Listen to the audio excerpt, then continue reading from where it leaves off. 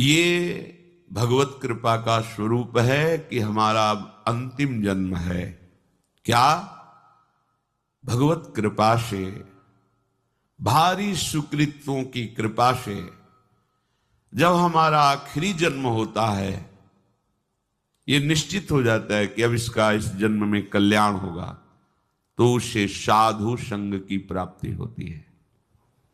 भवापवर्गो भ्रमतो यदा भवेत जनस्य तरहच्युत सत्समागम। भगवान ने जब देखा संसार चक्र में पिसते पिसते अब तो इसका कल्याण करना चाहिए, अब इसका अंतिम जन्म होना चाहिए, तो भगवान कृपा करके संत समागम दे दीजिए। संत समागम में ऐसी महिमामयी चर्चा होती है प्रभु की कि उसका चित्त संसार के भोगों से विरक्त होकर भगवान में आसक्त हो जाता है। सत्संगमो यर्हि तदैव सद्गतौ परावरेशे त्वयि जायते मति। परावरेशे, भगवान श्री कृष्ण में उसकी बुद्धि स्थित हो जाती है। संत संग के प्रभाव से प्रभु श्री कृष्णचंद्र जी में बुद्धि स्थित हो जाती है। अभी हमारी बुद्धि भोगों में सुख, शरीर में सुख, शरीर संबंधियों में सुख, गलत निश्चय किए हुए है। और जहां संत समागम मिला तो समझना चाहिए हमारा आखिरी जन्म है और संत समागम का फल है। संत संगमो ये तदैव सदगतौ, उसकी परम सदगति निश्चित हो जाती है जब साधु संग मिलता है। क्या परम गति? परावरेशो त्वयि जायते मति। जो परम ईश्वर हैं प्रभु श्री कृष्णचंद्र जी, उनके चरणों में रति हो जाती है।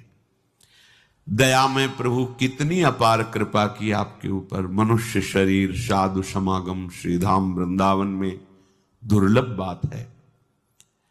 आप अपने जीवन को विचार करके देखिए कि आपके करने से आज तक क्या हुआ है। बिगड़ा ही है, बना नहीं है। ये इसलिए विचार कीजिए कि आप अहंकार रहित होकर प्रभु की कृपा का आश्रय लेकर हृदय से प्रभु के चरणों का सहारा ले लीजिए।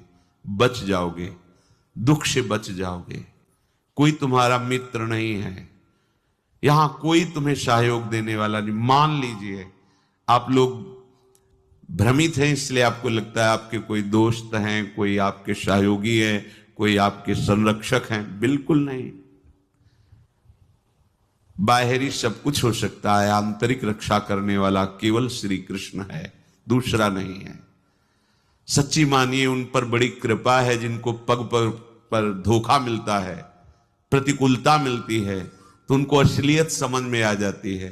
फिर वो सत्य की तरफ मुड़ते हैं, उन्हें साधु समागम मिलता है और वो सत्य में प्रतिष्ठित हो जाते हैं।